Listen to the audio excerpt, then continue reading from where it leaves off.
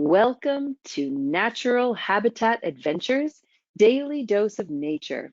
I'm your host, Sunny Vanderstar. Today's topic is island isolation, an innovative approach to conservation in Australia. And it will be presented by our fabulous NatHab expedition leader, Jacob Emerson. Jacob, thank you so much for being here today and for tuning in from Australia at an ungodly hour. Thank you so much for being here. Not a problem at all. It's nice to be up bright and early. So yeah, thank you for joining us today, everybody, for this webinar. My name is Jacob. I'm lucky enough to call myself an expedition leader with NatHab here in Australia. If you couldn't pick by the accent, I am Australian born and raised. And throughout my entire life, I've had a fascination with wildlife as well as traveling this great country. So NatHab is the perfect culmination of that. And today we're going to be talking about a really, really interesting topic regarding wildlife conservation here in Australia, which is island isolation, an innovative approach to conservation. So more or less, guys, what we're going to be talking about is the use of islands as safe havens for a lot of our Australian native species. The main ones we're going to be talking about today are our Australian marsupials. This is where this approach has been utilised most commonly, although it has been used with a few of our other Australian native mammals as well as our bird species. But before we get into the insular translocation, as they call it, we're going to go through a few other things first, namely knowing a little bit more about our Australian mammals and how they evolved and why this is a necessary tool for conservation. You know, why can't we just leave all of these species where they are? If only that were the case, but unfortunately, due to ongoing threats that are facing so many of these species, it has become a necessary tool to adopt this translocation method to these safe havens here in Australia, with a lot of them being on those offshore islands. So that's more or less what we're going to be talking about today. Now, when we talk about Australian mammals, we do have quite an enormous diversity of species here in Australia, and the largest proportion of those are our marsupials, with around 150 different species. Some of the more famous ones, of course, are the koalas, like you can see here, but also our kangaroos. But that is quite a significant portion of our mammalian diversity is made up of these marsupials. However, we do also have two monotremes, the platypus and the short-beaked echidna. You can find a few other echidna species up in New Guinea, but Australia is, of course, famous for these monotremes, these egg-laying mammals as well. And then as far as placental mammals go, we do have around 80 bat species, 60 rodent species, and around our coastlines, we do have 50 different marine mammal species. Now, there are a few of those that are endemic and only found in Australia, but the majority, you know, are found throughout the world's oceans and waterways as well. So that brings our grand total of mammalian species to 340. And one thing you'll notice as far as the placental mammals go, if you exclude the bats and rodents and the marine mammals, you know, we don't have large placental mammals here in Australia. The majority of that diversity, as I mentioned, does come from our marsupials, which are broken up into several different families. Now, firstly, I'll touch on what makes a marsupial a marsupial. Now, the simplified version, guys, is their reproductive system. So these guys, they do, of course, have that famous pouch, which is where they're young. All baby marsupials, by the way, are called a joey. Whether it's a kangaroo all the way to a Tasmanian devil, they are called a joey. And they'll spend the first portion of their life being raised in that pouch, in the safety of their mother's pouch. Now, these guys also have an incredibly short gestation period. It varies, of course, depending on the species, but some species like our little bilby here on the right with the big ears, that guy will only be pregnant for around 11 days. So they're not pregnant for very long at all.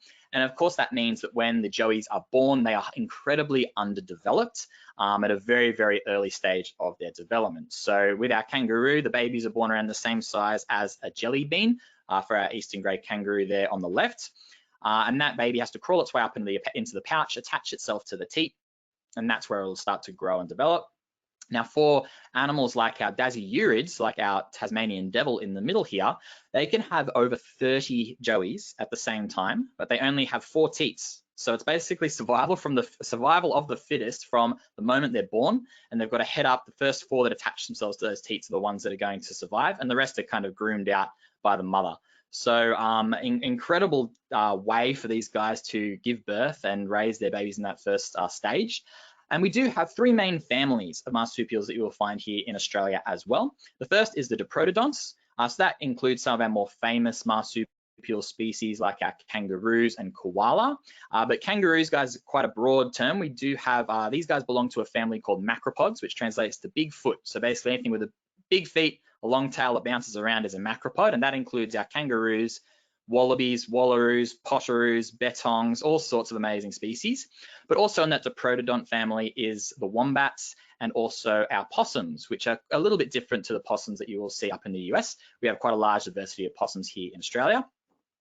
The next family over, we do have the dasyurids. Now, these are our carnivorous marsupials, the largest, of course, being the Tasmanian devil, who only gets to a weight of around 8 to 9 kilos, probably about 20 pounds. I'm going to try and do kilograms to pounds conversions as best as I can, guys. But yeah, so that's our biggest one. Then we, of course, have animals like quolls, who we'll learn a bit about shortly as well. And then we go all the way down to these tiny, tiny little carnivorous marsupials, the smallest being a long-tailed planigale. And this animal would literally sit on the top of my thumb. It weighs about the same as 3 US pennies, a very, very, very tiny creature, a vicious little predator. But a majority of these dasyurids are on the smaller side at 1 to 2 pounds or less. And then the last family we do have is the permelomorphs. And these are our most ancient family that have evolved here in Australia. And this includes animals like the bandicoots and the bilby. This one on the right is the largest of this family, known as the greater bilby. Also known as the rabbit-eared bandicoot. I'm sure you can see he's got those big, beautiful ears there. And these guys, again, they're fairly small, only weigh a couple of pounds. These guys are very important ecosystem engineers. They spend a lot of time on the ground, good seed dispersers. They eat a lot of fungi, so moving fungal spores around, and also just kind of rotating that earth as they spend a lot of time digging. As you can see, he's got pretty big claws there. So those are our three main families of marsupial. Now, how did marsupials arrive in Australia? Now, a lot of people do think because we have so many here in our country that this is where they evolved, but that isn't the case. To the best of the knowledge, they did in fact evolve in North America during the Cretaceous period around 70 million years ago. And then they did slowly start to disperse and migrate into South America, which is where the numbers and the diversity did boom quite significantly. And they continued to make their way down to Australia around 55 million years ago. And they did this via a very significant land bridge known as Antarctica. So they crossed over from the bottom of South America over Antarctica and into Australia is basically how they arrived here. But then as these continents did start to break up, of course, Australia did find itself isolated from the rest of the world. And this is where the species did diversify more so. But by the time the placental mammals started to disperse from the north into South America, Africa, and India, at this point, Australia was already isolated, which is why you don't see a large amount of placental mammals here in Australia. Because of that isolation, around 87% of our mammal species are endemic, so basically means they are found nowhere else in the world. And you can see on the tree to the side that how they have more or less evolved as well. So our most recent animals that have evolved here in Australia are our possum species, and some of the first ones to evolve were the ancestors of the bilbies and the bandicoots and the like as well. If you go back as little as 50,000 years, guys, you will have actually seen some very different species, a lot of Australian megafauna. So giant short-faced kangaroos, the diprotodon, which was the 2-ton wombat-like creature, and even some larger carnivorous marsupials, but they have all gone extinct in the last 50,000 years, leaving us with the diversity of species that we do see today. Now, this is where I want to touch on mammalian carnivores. So we do not have we don't have large carnivores here in Australia, more or less. Most of them are certainly on the small side. And these are the ones that have evolved, in a sense, alongside our existing animals that you'll find here in Australia. So the dasyurids, guys, of course, those carnivorous marsupials, the biggest being the devil, the smallest being the tiny little planigale I talked about. This one in the picture is an eastern quoll. That is our largest. That is our third largest carnivorous marsupial, and they only get to a weight of between 2 to 4 pounds. So again, a vicious little creature, a vicious little predator, but certainly not a big animal by any means. Prior to this, we did have the thylacine, also known as the Tasmanian tiger, which did unfortunately become extinct in Tasmania in the 1930s. Prior to that, you would have found these guys on the mainland up until around 3,000 years ago as well. The Tasmanian devil was also found on the Australian mainland up until around 3,000 years ago too. Unfortunately, due to competition for prey, possibly from the dingo, who I'll mention shortly, but also, just from people living here in Australia, a changing landscape, less bushy areas for them to hide out. It is believed that is why, a combination of those things is why they are no longer found on the mainland. And the last thylacine was unfortunately hunted and died. Well, the thylacines were hunted, and the last one died in a zoo in Hobart in 1936, I believe. I'm sure most of us have seen that famous footage of that last Tasmanian tiger or thylacine. But these guys were our largest carnivorous marsupial, I think between 50 and 60 pounds. Although they look like a wolf or look like a dog, they did have a pouch, just like all our other marsupial species. And the last one, of course, is the dingo, who is a little bit of an interesting case. It is deemed an Australian native species nowadays, but it was first introduced into Australia by what is believed to be Southeast Asian fishermen doing trade deals with the Indigenous Australians in the northern part of the country. And they did come over to Australia. They were domesticated for a while, but then they did kind of disperse into the country and are considered our Australian wolf or Australian wild dog. So although 5,000 to 10,000 years isn't a particularly long time in an evolutionary standpoint, they did slot into the ecosystem quite well here in Australia. They don't cause massive havoc to our native species like some of the other introduced predators we're going to talk about shortly. And they certainly haven't taken over the country either. They do remain fairly rare in their pure form in certain parts of Australia. And one thing that you will generally find, because this would be our largest mammalian carnivore, is that where you find dingoes, you're less likely to see introduced predators in those areas, because the dingoes kind of keep them at bay. So they are quite an important part to our environment. But these are the species more or less that our native animals have evolved alongside. Now, we do have a high degree of mammalian extinctions here in Australia. We've got a list of species here. Of course, the most famous one is the thylacine, but we do have a great number of our bandicoot bilby species, as well as our macropod species here. We've got the pig-footed bandicoot and lesser bilby. And then from the macropods, we've got the tool-like wallaby, the eastern hare-wallaby, the desert rat kangaroo, broad-faced potteroo. Guys, this is 6 of 34 different mammal species that have gone extinct in Australia in the last 250 years. So more or less since European arrival. We do currently have the highest rate of mammalian extinction in recent history, which is pretty terrifying. And one thing that you will notice is all of these guys fall into something known as the critical weight range. So the critical weight range, guys, is any mammal that weighs between 35 grams and 5.5 kilos. And when you look at our Australian marsupials, that is a majority of the species. It is just basically the larger wallabies and macropods, so wallabies and kangaroos, the koala and the wombat that exceed this. Even our largest possums don't really get to a size much over 5 kilos. And this critical weight range is animals that are most susceptible to predation by introduced predators. So as it stands, a majority of our species. Now, 52 of our Australian native species are classified, Australian native mammals, I should say, are classified as endangered or critically endangered, and 58 of them are classified as vulnerable. So of our 350 or so species, that's nearly a third of them that are threatened at the moment. And what you will often see if you have a look at the map here is a lot of our species did have huge ranges across Australia, covering much of the country. And the example here with the western quoll, another one of our carnivorous marsupials, that was found around 3/4 of the country. But in the last 250 years, that population has been reduced massively just to a small patch down in the southwestern corner of Western Australia. And this is the case with lots of different species. There's a species known as the burrowing bettong that used to cover basically the entire country and now is quite isolated to just a handful of populations. So although some of these species are still hanging on, they certainly don't have the range that they used to have due to these introduced predators. Now, I will finally introduce the main culprits here in Australia. That is the domestic and feral cat and the red fox. So 2 animals that were introduced here in the last few hundred years that certainly don't belong in our environment and unfortunately have done pretty devastating damage to our populations of animals here in Australia. So the red fox, guys, was introduced into Australia for sport and hunting in the 1800s, and it is currently believed to number around 1.7 million individuals. So they kill around 300 million native animals per year, and they are capable of killing animals that are larger than that critical weight range. So thinking small wallabies and animals like that. There's records certainly of foxes killing, wallabies that weigh between 10 and 12 kilos. So reasonably large animals. And when I say they kill approximately 300 million native animals per year, that is mammals, birds, and reptiles. That doesn't include any invertebrates or insects or anything like that.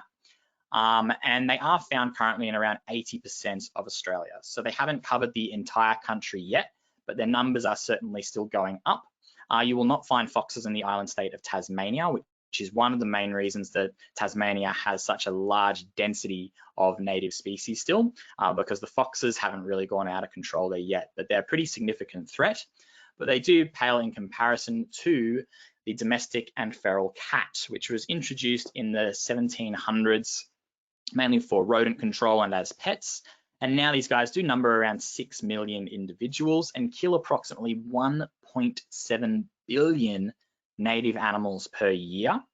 And 390 million of those, unfortunately, are killed by pet cats. So in Australia, like many parts of the world, we do keep cats as pets here, but often they are allowed to roam outside the house into the suburbs and into the bush. And cats, even if they are domesticated, so many of them do, of course, have that predatory instinct. So they'll often bring food back home, which delights the owners very much so when they bring a rat or a native Australian marsupial back through the door and plonk it on their owner's front doorstep. But these guys are also fairly indiscriminate killers as well, and they certainly, as well as the fox, will kill more than they need. There are cases of foxes, taking out colonies of penguins and things like that. They'll kill, 50 penguins in a single night. They certainly don't need to eat that many. They just go on a little bit of a frenzy and a rampage. So they can devastate populations of native animals quite significantly. There has been around 50 threatened mammal species found in the scats or in the bellies of cats as well. And these guys are the leading cause of 60% of mammalian extinction since European arrival. So there's 34 species that I noted before. The cat is the leading cause for 60% of those extinctions, which is absolutely massive. It is our leading cause of extinction in Australian mammals. And they are found in around 99% of the country. So there is only a very few patches where you will not find cats, a few of our offshore islands, for example, which is why they're going to be so important with what we're going to talk about shortly. But they are found in around 99% of Australia, in the deserts, in the bush, in the tropics. They have dispersed quite rapidly. So these are one of our biggest problems. That also doesn't include species like cane toads, camels, buffalo, goats, rabbits. There's all a number of introduced species that are causing quite a bit of damage to our native wildlife, but these guys are probably the most significant. So here's a little bit of a map in the change of occurrence of mammals that are in the highly susceptible category to foxes and cats. So the Threatened Species Recovery Hub and other organizations have determined which species are in this highly susceptible category, which most of them are in that critical weight range. I believe it's about 64 species in that category, and you can see that they covered the entire country, some in quite large densities as well, large species density, especially down in Western Australia in that bottom pocket and on the east coast there. That was in 1788. And then if we look at the map for 2017, you can see that the species scores have diminished quite significantly. A few strongholds still. You'll see that Tasmania, interestingly, hasn't changed all that much, but throughout a lot of the arid zones inland of New South Wales and Western Australia, there's some of these species do not exist at all anymore. So to look at this map is really quite concerning. And you can see how much damage the cats and foxes have done to our Australian native mammals. Now, this is where we come to what do we do about this situation, because it does seem very overwhelming and out of control, but there certainly is great work being done to protect these species, mainly in the form of safe havens. So safe havens, guys, are areas of ideally natural or semi-natural habitat that can put these Australian native mammals and other species to protect them from introduced predators. And they do come in two main forms, which are fenced managed properties or sites. A lot of them are run by the Australian Wildlife Conservancy, and then also our offshore islands as well, which we do have quite a number of.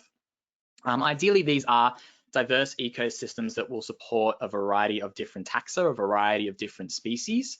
And currently, There are 188 populations of these animals in this highly susceptible category that you'll find in these different properties around the place. I did get that number wrong before. Sorry, it's 67 species that are in this highly susceptible category, and there's about 38 of them that are currently managed in these safe haven areas. So with the fence managed sites, guys, you know, they do put big fences around plots of land as you'd expect. Once those fences are up, they'll get rid of any introduced predators or any ferals that are inside. And then they'll routinely manage and maintain that fence to make sure that no introduced predators are getting back in. And then, of course, they'll release the animals in there in relative safety. So that's how they work. The islands, of course, have that natural barrier of the waters around Australia to prevent those introduced predators from coming in.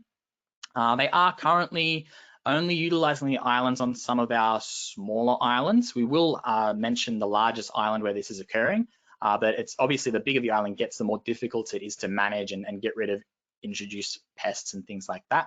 But they are starting to work on doing it on locations like Phillip Island, home of the famous penguin parade here in Australia, Bruny Island, which is a massive biodiversity hotspot down in Tasmania, and also Kangaroo Island. So if you do join us on any of our Australian Southern itineraries or on our Australian Ultimate itinerary, we do visit the amazing Kangaroo Island, and we actually get to go see firsthand the work that is being done to mitigate and remove cats. There are no foxes on the island, which is fantastic. They're about this close to removing the last feral pigs. There's just a handful left.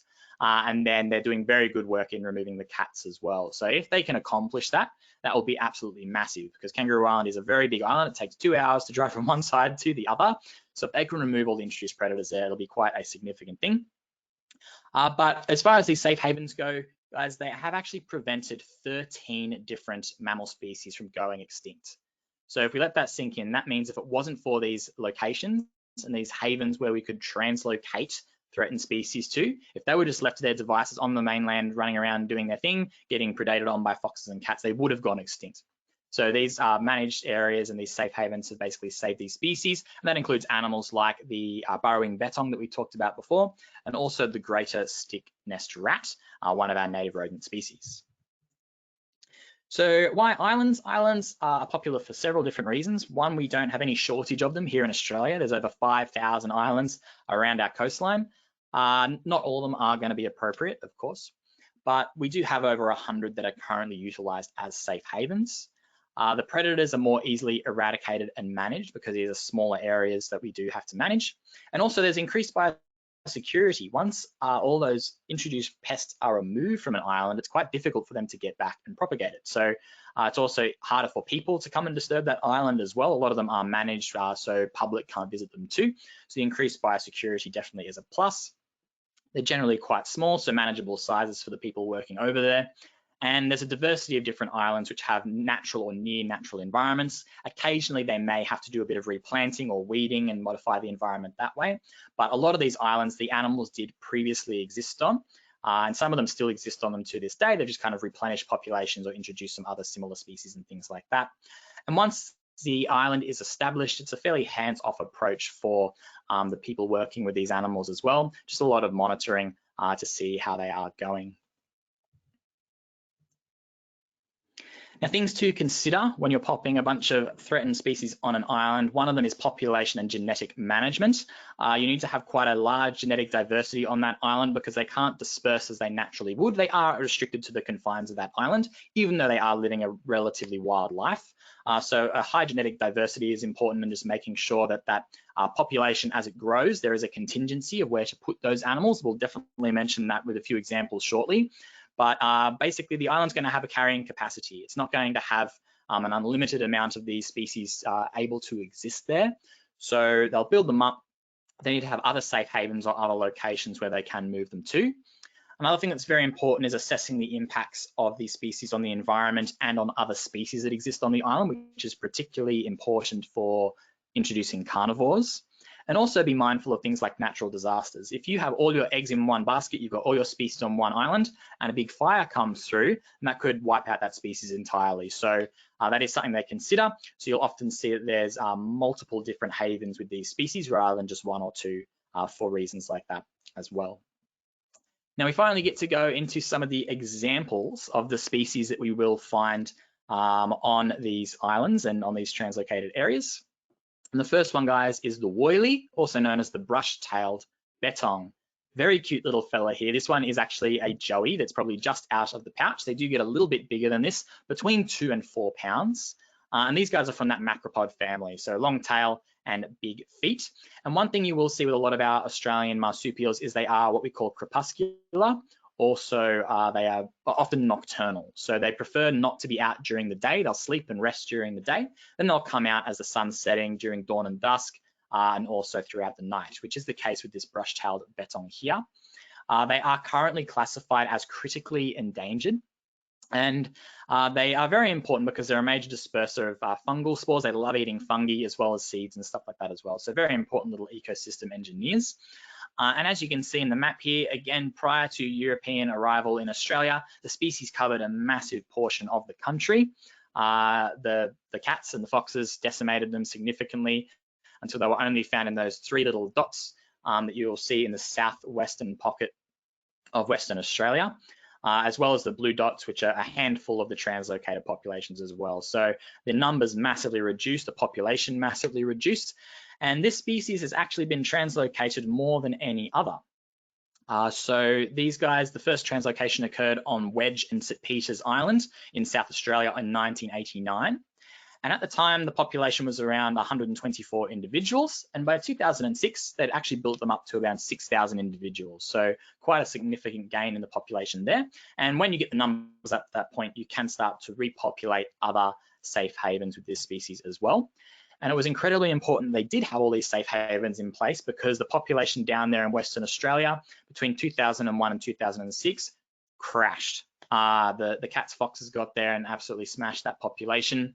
And unfortunately, they're still struggling. There's a handful of individuals left, but it is very likely that if it wasn't for these safe havens, they could have gone extinct at this time. So again, a testament to why these areas are so important. Now, this example certainly has been seen in a lot of our species, which is good. So I won't regurgitate and redo it on every species this has worked for, but this is kind of the most basic example of, having a safe haven, the animal's able to repopulate and you're able to spread it to different areas around the country, safe areas away from cats and foxes. So this has occurred with a few rodent species, the dibbler, which is a little carnivorous marsupial we'll talk about shortly, as well as some of the small macropods, other macropods like rufous, hare-wallabies and the like as well.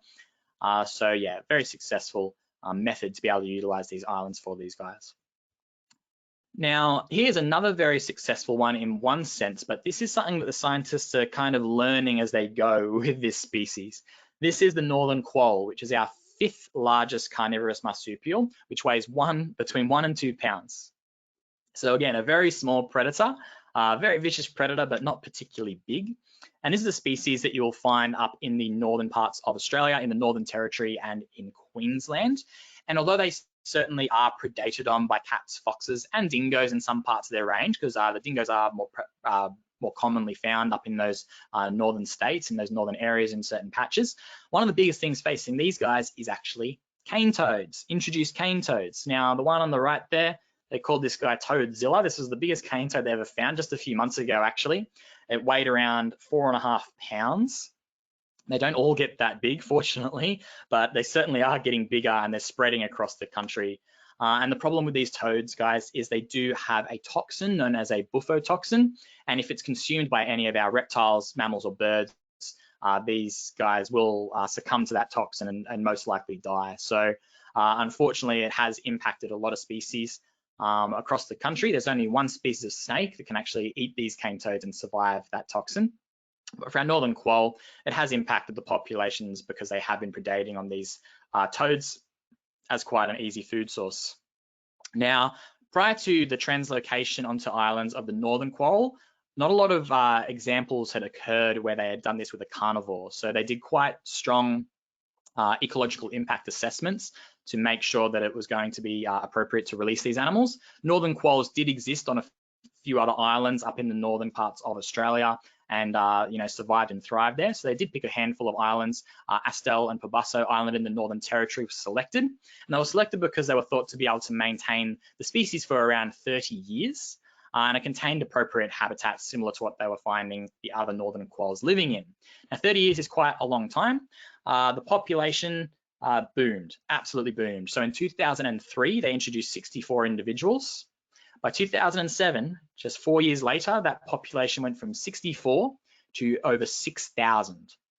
So one thing you need to know about Australian marsupials, for the most part, if they are in a safe environment where they do not have those selection pressures, they don't have those predators, they will breed readily. Most of them are very, very easy to breed, which the good thing about that is that we can have these viable insurance populations in safe havens and also in zoological facilities and sanctuaries and things like that.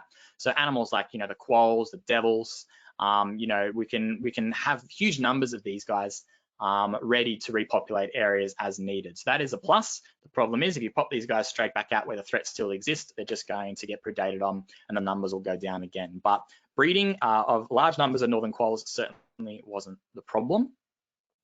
And what they did with these guys was they actually built that number up and they did introduce them back onto the mainland. And one issue they came across was they did actually find that they became a little bit naive to predators and to predation. So a lot of the animals they reintroduced back into Kakadu in Northern Australia did actually get predated on by dingoes as well as cats and foxes quite quickly. So in just a couple of generations, they did get a degree of naivety about them. One of the scientists said, while we're isolating them from these threats, it's possible that we're sending them down an evolutionary trajectory that just makes them incompatible with release into larger Australia. So that is an issue that arises. Again, it wasn't the population. We can have stacks of northern quolls. We're never going to run out of them, but it's the other behavioral traits that did modify and change over that period of time. There is talk of introducing desexed dingoes into the area to kind of do a little bit of natural selection. So basically certain individuals that do have that fear response will kind of develop that and hopefully propagate and introduce those genes into the population. There is talks of that. I don't believe that study has started yet. I think it's just a bit of a suggestion. And another thing they're actually doing with the northern quoll is because they've introduced them back onto the mainland, but the toads still exist. So there are some other translocated populations they're doing a bit of a study on, trying to get a genetic trait where these guys will avoid the toads. If you feed a northern quoll a little piece of toad or something that smells like toad but tastes bad, it'll avoid it. It won't go back to it. But these guys have a very short life expectancy and they don't really pass that down through generation to generation. So they're trying to find a way where maybe this will occur and they'll pass it down by basically feeding them what they call little cane toad sausages with a distasteful flavor on it. And kind of see, if this can be passed down from generation to generation. So as far as the population growth for the northern quoll, very, very successful, but they are still hitting a few other speed bumps. So they try to figure it out with this species. Another example where it didn't go particularly well for some of the other native species is the translocation of Tasmanian devils onto Maria Island. The devil, guys, wasn't actually threatened by introduced pests. It was threatened, by something called the devil facial tumor disease, which is a contagious cancer. That was wiping the devils out quite quickly around 10 to 15 years ago. We know a lot more about this disease now and better ways to manage the devils, but around 10 years ago, they did release a number of these guys onto an island known as Maria Island off the east coast of Tasmania. So these guys were kept in safe havens and bred in zoological facilities quite successfully, but they did want the devils to keep those wild characteristics and wild behaviors. So they popped them on Maria Island. There was a great diversity of, wallabies, wombats, kangaroos, possums, lots of devil food for them. However, one thing the devils actually did, they released 28 in 2012 and they'd gone up to about 100 individuals by 2016. But these guys did go for the easy option, which was feeding on nesting seabirds on the island. So over a 10-year period, they did basically wipe out the little penguin or the little blue penguin population. There was around 6,000 breeding pairs on the island. 3,000 breeding pairs, 6,000 total individuals on the island. And 10 years later, after the devils were introduced, none left because the devils just went down the burrows and took an easy feed of these penguins during the breeding season. And a similar thing is starting to happen with some of the shearwater species as well. So a little bit of an oopsie there. The scientists, do kind of say that the priority for the devils at this time with trying to understand and manage this devil facial tumor disease was of a higher importance.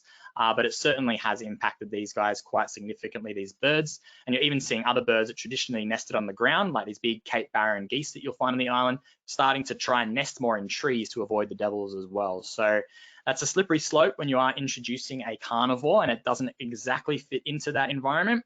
The devil population is doing well, but it certainly has impacted the other species that you will find on the island. And the last example I want to talk about today, guys, is Dirk Hartog Island and a project they are doing called Return to 1616. Basically, in 1616, there were a number of species that you did find on Dirk Hartog Island, 11 species to be exact. When Dirk Hartog, the explorer, first came to the island, he did obviously note and catalogue all these species, but they did go extinct, every single one of them, shortly after European arrival. Now, Dirk Hartog Island is Western Australia's largest island at over 63,000 hectares and one of the most significant translocation sites in Australia in modern history.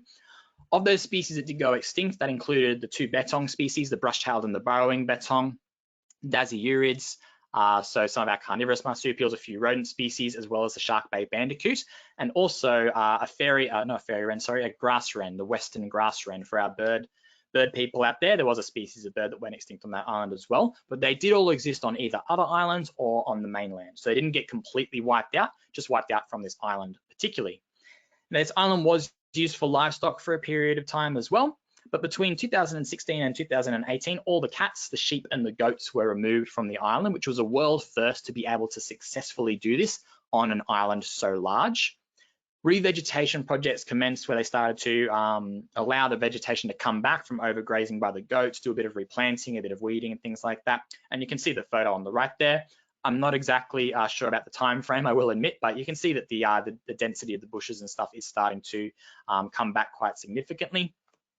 And then they started working on plans for sourcing the animals. Again, we need a good genetic diversity. We need to make sure the habitat's appropriate. We need to know where we're getting these animals from. So all this sort of stuff started to occur before they started introducing the first animals in 2018. Now, the first ones they introduced were the rufous hare-wallaby and the banded hare-wallaby, these two very cute little fellas here. Now, these species, they didn't previously exist on the island, but they did live on many islands in the surrounding areas, as well as they did used to exist on the mainland as well. And they are both highly threatened. So these two species were selected at first just because of their high conservation priority to pop onto the island and settle in there. They're quite unassuming. They won't disturb other species. They don't overgraze, you know, just kind of to maintain the population of this species. And then they did start to introduce a few others. So they started to introduce the bandicoots, the shark-bay bandicoot, the shark-bay mouse, the western grass wren, the greater stick-nest rat. We'll talk about a few of those species in the next slide. But currently, I believe there's eight species that you'll find back on the island. So they're slowly building those populations up. These guys were the first, and then next they did introduce the burrowing and the brush-tailed bettongs. But what they had to do with these guys is they will compete for the same resources. And one of the species is a little bit more dominant over the other, is what they've found in other safe haven sites and in zoos and things like that. So they actually have a fence that keeps the brush-tailed bettongs on one side of the island and the burrowing bettongs on the other side. And once they're established, then they'll take that fence down slowly and hopefully the species can integrate and they won't have that restriction placed on them there. But the next species they did introduce were some of the ecosystem engineers and the fauna reconstructors. So this is the shark-bay bandicoot. These guys spend a lot of time digging, turning over soil and nutrients. And then we have the greater stick-nest rat, who will, again, is a little ecosystem engineer. They introduced the pollinators, the diggers, the seed dispersers to help aid in the ecology of the island. This was around the time they did introduce the western grass wren as well. So that was the next stage to introduce these guys. And then the final stage, which they're kind of going through now, is the introduction of carnivores to the island. So last year they did introduce dibblers back to the island, and just a few months ago they started to introduce the brush-tailed mulgara. Now this ferocious little creature to the left there, who's sitting in the fella's hand, well they're both sitting in guys' hands I guess, this is a dibbler, ferocious little carnivorous marsupial. As you can see, a very tiny little fella there. They did believe the dibbler went extinct in the 1900s, but they were rediscovered in the 1960s.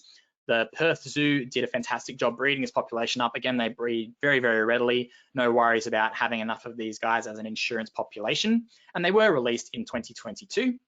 And then just a couple of months ago, they introduced these brush-tailed mulgaras, which again, that is a fully grown size. So they only weigh about 1 pound. They are a carnivore. They do prefer to eat insects and lizards and things like that. Not really going to worry the bettongs and the banded hare-wallabies and the bandicoots and things like that. But this was the next stage. They introduced 30 of those guys just a couple of months ago, with hopes to introduce more over the next little while. And this one was a really cool initiative that was working with the Western Australian government, but also Indigenous Australians that know these animals and know this land really well. So a lot of stakeholders that have really made these reintroductions very successful. And then the last plan, aiming for 2025 at this point, is to release the chuditch, which is the Western quoll, which is a slightly larger carnivorous marsupial, our 4th largest carnivorous marsupial here in Australia. And these guys will predate on some of the mammals. So they kind of need to wait for everything to be established before they look at introducing the quolls and introduce them into part of that ecosystem. The quoll was actually the animal on the logo of the Return to 1616 there, because he's kind of like final piece of the puzzle. But hopefully that all goes well and they can continue to develop this island. It's going very well so far with these introductions to create a big thriving ecosystem with all different Australian native species. Now, that is all for today, guys. Thank you very much for joining me with this one. So a few final thoughts. We are very fortunate to have the resources to have these safe havens, to introduce these animals into these islands and into these fenced sites as well. It's the reason that some of them are still alive today. If we didn't have this conservation initiative, so many more species would have gone extinct and added to that tally that makes Australia the worst mammalian extinction rate, the country with the worst mammalian extinction rate. So they're doing really, really good work. Unfortunately, it is going to be a big uphill slog to try and remove these feral predators. There's so many, they're so well established. So I think bigger and larger and more dynamic safe havens will probably occur, is what I would assume, because it's going to be very difficult to get rid of these predators. But as a solution, as it stands, we are maintaining these species very, very well. And it's something I think as Australians we should be very proud of. A lot of species that Australians would never have heard of. You know, what's a brush-tailed mulgara? You know, a lot of our people that live in the country wouldn't have heard of these guys, but you know, we're fighting the good fight to conserve them. The scientists and the groups doing this are doing a fantastic job. So thank you for joining me, and I hope you learn a little bit about insular translocation and our Australian marsupials. Jacob, thank you so much. That was fascinating. I had never heard of that technique before today, and we have lots of questions, lots of interest in this. So I just want to remind everybody that before we start the Q&A, they can submit questions via the questions field in the control panel. But let's dive in because we already have some great questions. Is there a move to require all cats to be house cats in the area where the cats were being, you know, were Yeah, killing absolutely. too many of the native So, islands? yeah, on the whole, in Australia, no, there isn't. Certain local governments do. So Kangaroo Island, for instance, they are so close to removing all the cats from that island. People still do have pet cats. You can no longer move to Kangaroo Island with your pet cat. It's kind of what's there now is it. And if your cat is found roaming the streets, you will get slapped with a pretty significant fine. I think generally speaking, if your cat's found roaming the street and someone took it into the pound, there probably would be a fine or something like that. But it certainly isn't something that is policed or they're putting resources into. Some local councils are more committed to it, but on the whole, unfortunately, it's kind of more like an education aspect, I guess, where they're trying to encourage people and provide them with the resources. This is why you should keep your cat indoors, or why you should have a big outdoor aviary or cattery or whatever you want to call it for your cat rather than letting them out, because this is the damage they'll do. So I think the main weapon they're utilizing for that is education, but it's not something that's really heavily enforced by any means, unfortunately, because that's a pretty significant number. 300. There's more pet cats in Australia than feral cats. The feral cats do a lot more damage, but still 390 million animals killed by pet cats is no small amount. So there certainly should be more done, I believe, to mitigate that impact. How is the problem of Tasmanian devils killing birds on Maria Island being dealt with? So the latest information I could find on that is they're looking into it. Basically, they're doing another impact statement to kind of see. The devils probably don't need to be on the island anymore. So the landscape as far as the devil facial tumor disease has changed quite significantly. There's a very healthy population of devils in fenced managed sites, as well as on the mainland in large zoos and sanctuaries and things like that. So they probably don't need to be there anymore, but I think that's a governmental thing. I don't know the exact answer on that, but the last I saw is, we're assessing it as it happens, and we'll see what we're going to do about it, kind of thing. So no straight answer. I understand. Does Australia have a trap, neuter, release program to reduce cat numbers? I don't think so. I do think if there is a cat that's brought in,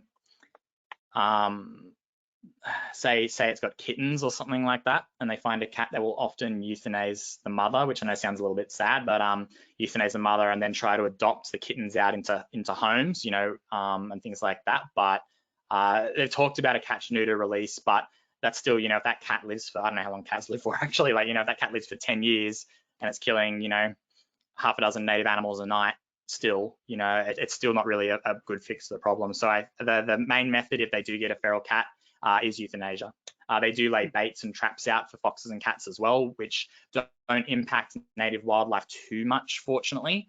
They're obviously very much so tailored to impact those introduced species. But yeah, the main method is to catch and destroy, because it's just the damage they're doing is too significant. So a bit sad. I know a lot of cat lovers are out there, but it's kind of the price that we've got to pay to be able to protect those native species. Hmm. Does the bettong bite or claw? One of our viewers noticed that the woman in the image had a Band-Aid on. I was curious if that was related to the bettong. What I used to, I've worked in zoological facilities for a very long time, and whenever anyone asks me that question, does animal bite or claw? Anything with teeth will bite you, anything with claws can claw you. So they certainly can. And any animal that's in that situation. Some Australian mammals, interestingly, they will and they'll struggle a little bit. Generally, the way to get them calm is actually popping them in a hessian bag or something like that keeps them dark and contained, which replicates the pouch that they grew up in. That's a good way to calm a lot of the animals down. So when they're moving them, that's actually often how they will move them. And then some animals, like Tasmanian devils, when they're doing research in the wild and they catch them, the devils have this people think they're these fiery, aggressive animals. They'll freeze and all the time. They can be safely handled. They won't try and bite. They won't try and scratch. They just kind of freeze so they can do the work, do their measurements, and then pop them back out. So like I say, anything with teeth can bite. Anything with claws can scratch. The bettongs, I believe, do struggle a little bit. But yeah, you'll find a lot of the wildlife ecologists with, a few scars and war stories from handling animals, I'm sure. How can cane toads be controlled? That's a tough one. I'll admit I'm not completely over the big scope of the research and what they're trying to do to manage cane toads. What they'll try and do is, rather than remove the adult cane toads, they'll go to areas where they're having their babies and laying their eggs. It's a lot easier to scoop thousands of eggs out of a little pond than it is to try and chase adult cane toads everywhere. I'm not sure if they're looking at introducing a pathogen into the environment or something as well, to specifically for the toads. I think it's mainly removal at the moment, but I will confess I haven't done a whole lot of research on that for the toads. Mm-hmm. How are preservation efforts to protect ground nesting birds on Lord Howe Island going? That's not in my scope of knowledge currently. I apologize. I'll have to do some research on that myself. I know a few of the islands, do have issues with introduced predators. There's one that has the snakes on it as well that's impacted the birds as well. But I'm not 100% sure on that. Hopefully very well. But I think I'll have to do a bit of research on that one myself. Sorry, I couldn't be of help for that one. Our viewers keep you on your toes. They are very, very it's good. It intelligent folks. Is fox hunting allowed in Australia? Yep, so you can get a license to hunt introduced species. So, pig hunting and goat hunting and deer hunting is very, very popular in Australia, and fox hunting as well. You do just have to get the appropriate licenses to do that. Hmm. And now it's not so Do, much for the foxes, it's not so much for sport as much as management, but for pigs and stuff like that, it's kind of a dual thing. Mhm. People enjoy doing it for sport, but then, they also do have that benefit of removing the animals from the environment. Mm. Regarding the blue pelicans exterminated by the devils, were these pelicans native to the island? The little penguins, the blue penguins, yep. Yep, so they were native to the island previously. So the further you go south, the more little blue penguins you'll find. They're Australia's only species that nests in the country. So they were native to the island, but you would only see them in large numbers during the breeding season. Outside of breeding season, they'd be out foraging and they wouldn't be on land as much. But in breeding season, they've got to keep coming back to return to their chicks. So that's the main time that the devils took them out, unfortunately. I guess when they say they did assess this as a possibility prior to putting the devils on the island, which is kind of even more crazy. But as it stands, the little penguin isn't a threatened species. The shearwaters that are getting impacted, I think it's the short-tailed shearwater, pardon me, isn't a threatened species, whereas the devil was classified as endangered and the numbers were going down in the wild quickly. So it was kind of just a way up, I believe, where they thought it'd be the lesser of two evils, I suppose. I don't know. But Mm. unfortunately, that's what's happened there now. Little penguins, generally what they'll find, if they did remove the devils, hopefully they'll come back and repopulate the island. But I don't, they've given that very vague answer on whether the devils are going anywhere on Maria Island at this point in time. Mm. Do you know if there's enough genetic material to recover any of the extinct species? I know there's a few labs out there working specifically on the Tasmanian tiger. It's quite a controversial topic, I suppose, because even in that short period of time, the landscape has changed quite significantly. So would introducing a Tasmanian tiger, for instance, back into Australia, that's a carnival, that's an extreme example, would it slot in exactly where it finished up, I suppose? We do have that obligation, I guess, if it's a species that has gone extinct due to man-made causes to want to do that. But that's the main one that they're looking at working with, is the Tasmanian tiger, to fill that void of carnivore in Australia. Hopefully it could manage the cats and the foxes and things like that. I don't know how far along they are though with that, and that's a very interesting thing to see if that happens or not. I don't believe it's being done with any of the other native species that have gone extinct in the last little while. Unfortunately, not many species have gone extinct in the last 50 years or so, since we started implementing these safe havens, which is really good. But I don't know if they've got enough genetic material from, the pig-footed bandicoots and the desert rat kangaroos and things like that. But there are similar species that fill that niche and that void, which I guess is maybe why those species aren't as much of a priority. Whereas if we look at large carnivorous marsupials, we lost our main one in the Tasmanian tiger, which is why I think a lot of the research and efforts are going into that species. Very complex topic. Well, not the can they do it, they probably can do it, but the why and the should we, it's like a bit of like a Jurassic Park kind of thing. Should we do it?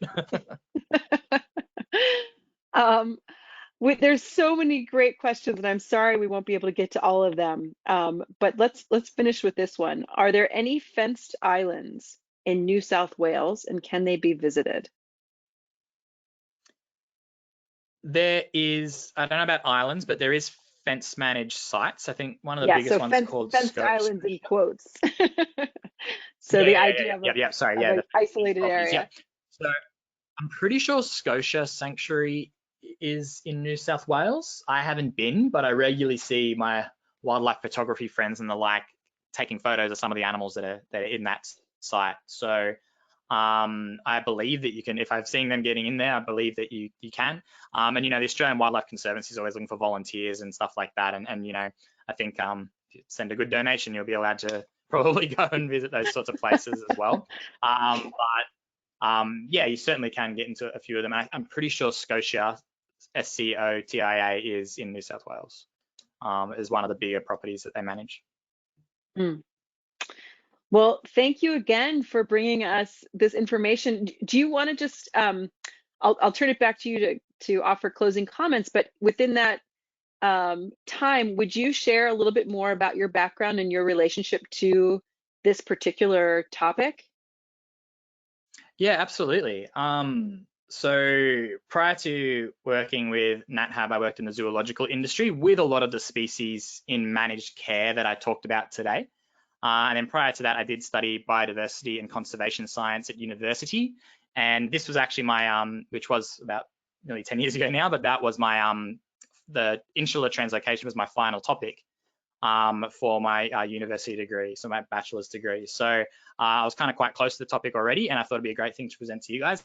And it's been cool because a lot's changed since I first researched it, and there's a lot of new amazing progress going on with it. So yeah, I'm quite close to it in that respect. Obviously, a love of native wildlife as well, and traveling around with NatHab even just recently, seeing the work that's being done to conserve a lot of these species on some of the bigger islands, you know, places like Kangaroo Island, for example. It's hard not to get inspired and excited by that because it's working. You know, it is working. They have saved species from extinction, and you know, we're very lucky with a lot of our Australian mammals, I suppose. They have, for the most part, these.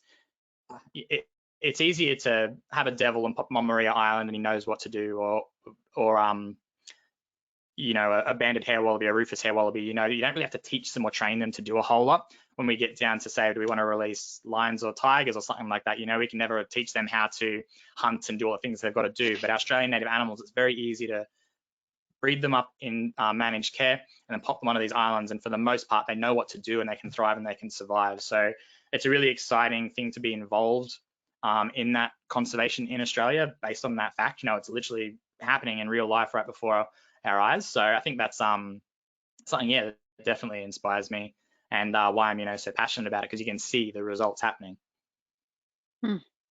Well, thank you again. It really was a pleasure to hear more about this topic. I also want to thank everybody who tuned in. Please join us again tomorrow for our next Daily Dose of Nature. You can check out this week's lineup, including registration links, on our website at nathab.com/webinars. We did record today's presentation, and we will have the replay available on our website soon. With that, we'll conclude the webinar. Have a wonderful day, everyone.